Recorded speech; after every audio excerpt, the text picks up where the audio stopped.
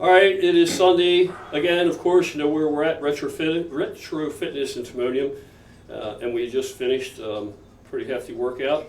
And I'm sitting here with Mark Hardesty. Mark, and Mark is a young powerlifter who's now, he's taking some time off away from powerlifting, and he's going to be doing some bodybuilding. So fill everybody in on what you've been doing, and how you got to powerlifting, and what you've been doing. All right, so I first started because when I was young, I always admired all the big muscly guys. I saw bodybuilding and all that, and I always was fascinated by muscles. So that's how it started for me. I was really fascinated by it. And so as I got a little older, I got a little chubbier, but then I started working out, and I just started with like body weight stuff, sit-ups, body weight squats, pull-ups. So how old were you then about? So I was 14, so some before did you my make freshman progress year. from all the body weight stuff? So I made tons of progress. So See? I made tons of progress, and I didn't know what I was doing. We didn't really have internet. I grew up poor, so we couldn't even afford internet.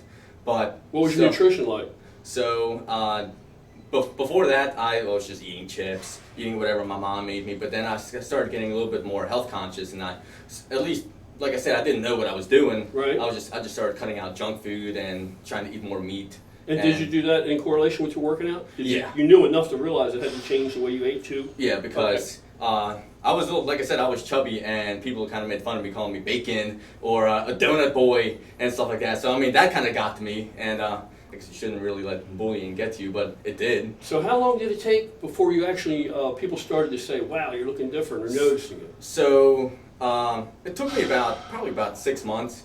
And the turning point for me was when I showed up actually to the Stewartstown Carnival. And I'm like, yeah, I feel good and confident. I took my shirt off, had a little 4-pack going on, and people were like, oh, whoa, Mark's ripped. I mean, everybody thinks that a 14-year-old's ripped if they have abs. Right, and this is from body weight stuff? Just body weight stuff. See there? See, guys? So if you're in a similar situation as Mark, man, he did it with no money, no nothing, just cleaned his diet up a little, stopped eating shit, and did just body weight exercises, just working out. Yeah, so, I mean, if you have nothing, you shouldn't have an excuse. You can do body weight stuff at home. I mean, even if it's not optimal, you can't maybe not get as many results as you can with weights, you can still do something. It's better than sitting on the couch and doing nothing all day. So so that was a big change, and that inspired you to move further into it? So from then, I was just kind of doing that for a while. And then we had weight training class after school. So I would do weight training a few times a week after school, and like I said, still didn't know anything. I was just benching all the time, doing all sorts of pull-ups, curls, quarter squats even, because I mean, like I said, I didn't know what I was doing. Right. Had no guidance ever. So I was just doing quarter squats, trying to deadlift, but even from then, doing something as opposed to nothing is awesome. So let me just go back a little bit. So the bullying, any kind of bullying you experienced, how quickly did that change?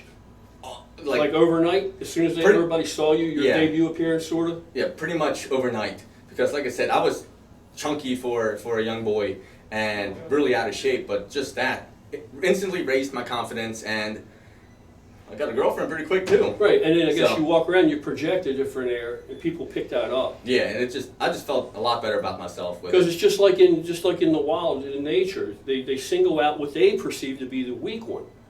And if they don't perceive you to be the weak one, and you never had to like physically, in that beginning, defend yourself to prove otherwise, just because you carried yourself with more confidence. Yeah. And your appearance, and that was the combination of that was enough to deter bullies. And for me, genetically, my chest just grows pretty well, and just having a bigger chest and being a bit leaner is just what gave me the appearance. That must have felt great, man, when you went to that carnival and got that response. Yeah, it was awesome, and that was definitely a big turning point in my life for me. Did it take a lot of nerve for you to take your shirt off and walk around like that? Not really. Just because you knew you looked good. I knew I looked a lot better, and because I always like to flex in the mirror, and I always monitor my progress. Still flex all over the house, have mirrors all over my house, great lighting. It kind of sounds like a tool bag thing to do, but makes me feel good about myself, and I like doing it, like to monitor my progress. I was a little skeleton. I had the Forrest Gump things on my legs, braces and shit really? when I was a kid. Yeah. So I got bullied too, and I had a patch over one eye. Oh yeah. So I was not welcome anywhere, really. Pirate. I wasn't top list of dodgeball. Yeah. Pick for a team. And I was always last pick. As soon as I started looking better, realizing I started looking better, that was a big thing to me too. Yeah, I bet. I started taking more consideration of my appearance. So when did you graduate into how did you get to the powerlifting? Okay, so that took me a little while. How'd you begin to learn what you're doing? So, as I grew older, we got internet. We got away from dial-up because, like I said, we weren't even when we had internet. It was dial-up. I was never allowed to use it. My mom was always like, "Oh, I'm waiting for a call. Don't be on that. Don't be on the internet." Gotcha. So, but then we got broadband. I was able to go on the internet all the time. Became an internet nerd. But I just got obsessed with it. And even though back then I didn't look as good as I do now, the passion was still there. And I have video recordings of myself lifting all the way back to when I'm 18 years old. That's really cool. And the passion was the same as it is now, except I know more now than I ever did before, and I'm bigger now than I ever was before. So you started learning off the things you would learn on the internet, read? It was completely all internet, just YouTube videos, and I mean, I started out just watching videos that they market towards young boys, like six-pack shortcuts, even though like now I'm kind of looking back, I'm like, oh yeah, that's just a bunch of marketing bullshit. Right, but mainly because you were so enthused and you were driven, and it gave you something to shoot for and do, so just doing it actually was progressing you further and further, I guess. And for me, the problem was never having enough drive and motivation. The problem was for me having too much drive and motivation, wanting it so bad that I would go so hard, I would go to failure on every set. Every time I would go to failure. I just wanted it so bad, and I would go so hard. And honestly, it led to a lot of injuries. And I always think to myself, if I could give past me just one piece of advice, or any new lifter, one piece of advice would be, if they have the money, hire a competent strength coach. Because I truly believe that having some sort of professional guidance early on in your lifting career, that it's going to skyrocket you five years ahead than you would be if you never did.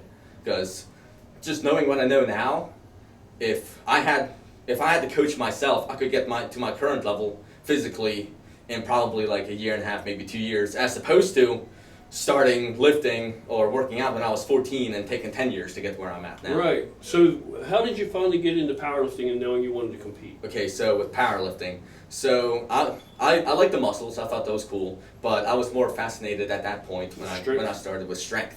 So I just wanted to be, because I'm not a tall guy, I'm 5'7", and I always wanted to be like a strong, smaller guy lift a ton of weight, where people are like, oh man, well that's crazy. How's a guy your size lifting so much weight? And I started hearing that all the time, like, man, you're strong as hell for your size. I'm like, yeah, I'm strong as hell for any size. What are you talking about? Right. But that gave me a great sense of pride, and so I just kept going with that and wanting to get stronger and stronger, and just trying to learn more and more and see how I can make myself better. So did you ever eventually have a strength coach, or did you just continue to coach yourself?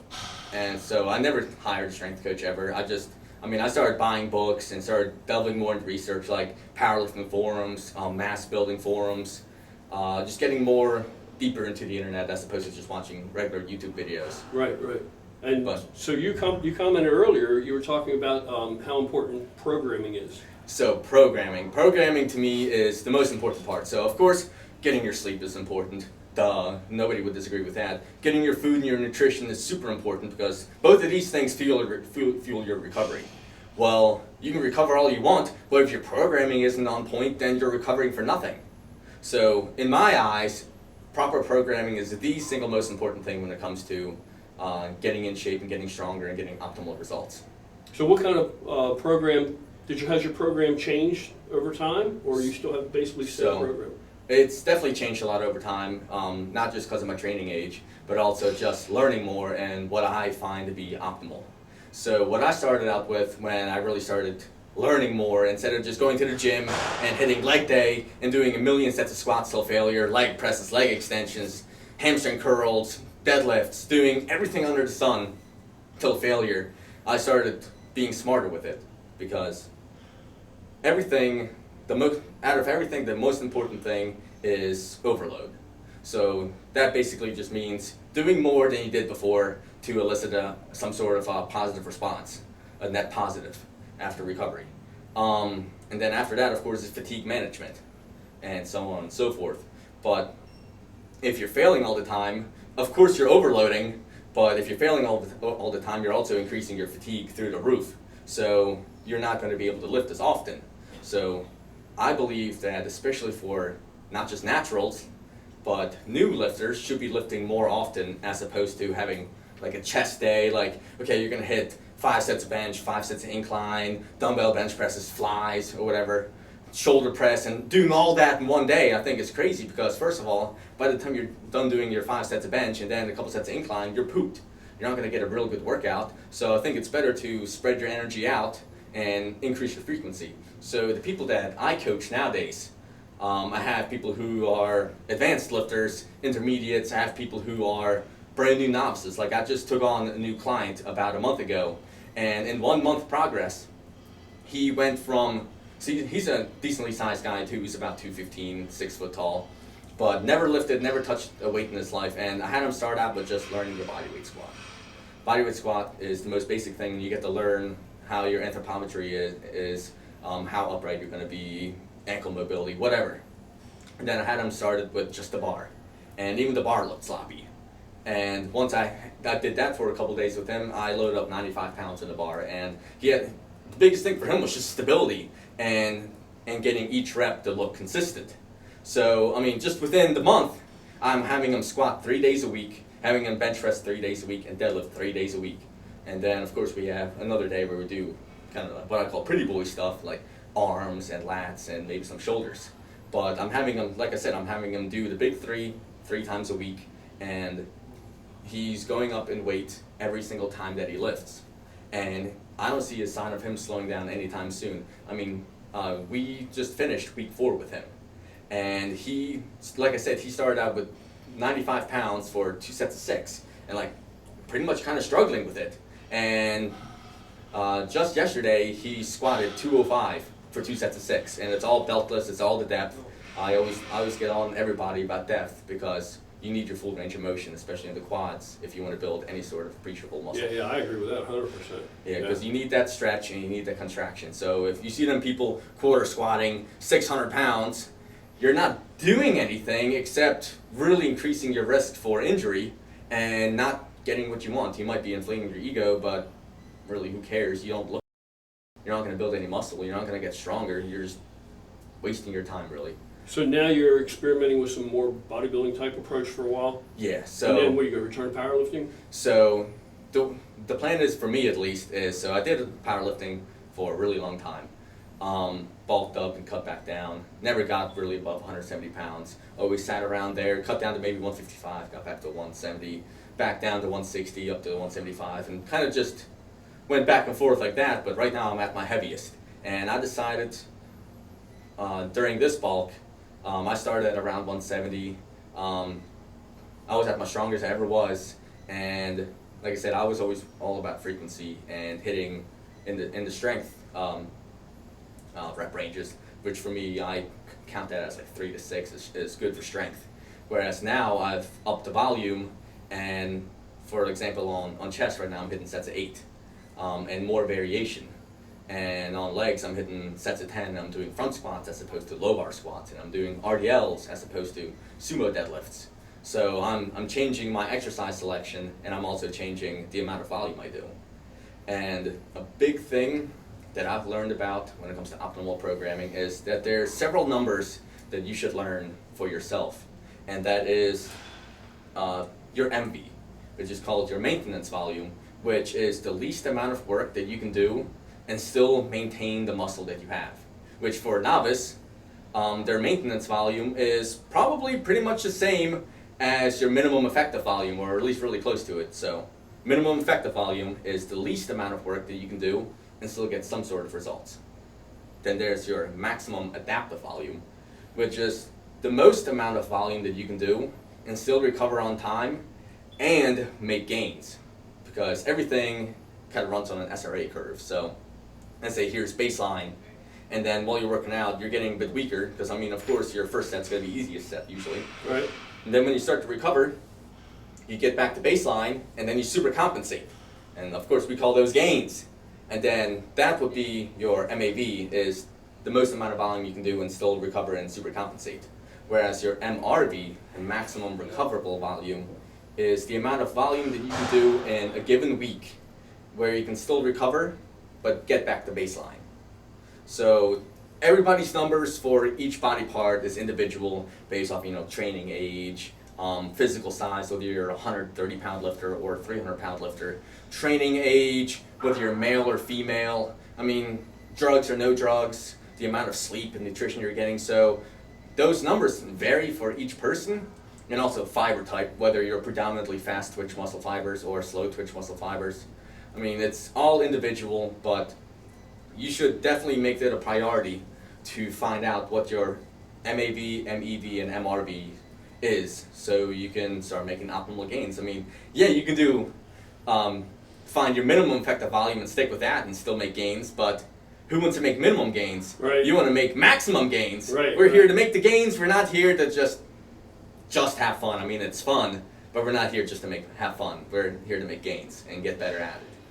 So, do you have a presence on the internet or social media? Can people get in touch with you? Can they follow you? What do you got? Yeah, so I do have an Instagram, Metalhead Mark, METALHEADMARC.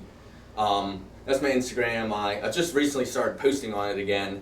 I really don't have my PRs on there because I was really inconsistent with uploading, but I'm really consistent now. So if any of you guys ever have any questions, feel free to come and hit my inbox or whatever. I'm more than happy to help anybody out because I wish I had somebody to help me out when I was starting out. And I always think it's smart to bounce ideas off of each other over what do you think is optimal training, why do you think that's optimal, and I'm always looking to get better. I'm sure there's a lot of people out there always looking to get better as well. And another important point to make is that you're still natural. You're a natural. You haven't done anything, any kind of... Yeah, so I haven't touched any performance-enhancing drugs ever. I'm personally not against them. The only time that I'm against using any PEDs, steroids, or whatever is if, one, you're trying to compete in drug-tested divisions and you're trying to make it past the piss test, then you're a chump. You're a cheater, right? Because there's untested federations for people who want to juice and compete. You have those federations. Why try and get past the piss test and compete against natties? It's not fair. So I'm definitely against that. And I'm also against using PEDs if you just started out. Ride the natural gains out as far as you can. And then if you really want to take it to the next level, then you can start. But you should have your sleep on point, you should have your training on point, you should have your nutrition on point. You want to run everything out that you can possibly think of before you start using. And that's even if you decide to, which you can make plenty of gains, you can look great, you can be really strong naturally. But there's a time and place for everything. So how many years of training now do you have under your belt? So like I said, I started when I was 14 just doing anything, but I've been really serious with it for about 4 years. Is when I was totally gung-ho about it and 100% completely obsessed with studying and everything. But you've been making gains for 10 years. But I've been making gains for 10 years, yeah. And 10 years, and that's his foundation, and he's natural. So that's the biggest thing I try to say to a lot of young guys coming to the gym. They want to know about drugs right away. Yeah. And I try to tell them, I've always said, max out your genetic potential at least at first. Yeah, most definitely. It doesn't make sense to do anything else. Why would you? Because, I mean, honestly, if you have good programming, good sleep, and good nutrition, you're making as many gains as you would be if you were half-assing it and using steroids. And all those things that are going to take you way over the top in either direction, you're going to have to know all those basics. The more on point all those basics are, the better your results are going to be, no matter which way you go later on. Exactly. Right? And I can even use myself as an example. There's a buddy of mine, and we've both been training about the same amount. Except not to toot my own horn, I think I've been training a lot smarter. Whereas he just comes and does typical bro splits, like a chest day and this and that, half reps is bench and all that. And we were the same size, we were the same height, same weight and everything, except I have bigger legs. But he started a mean cycle of test, trend, and anadrol.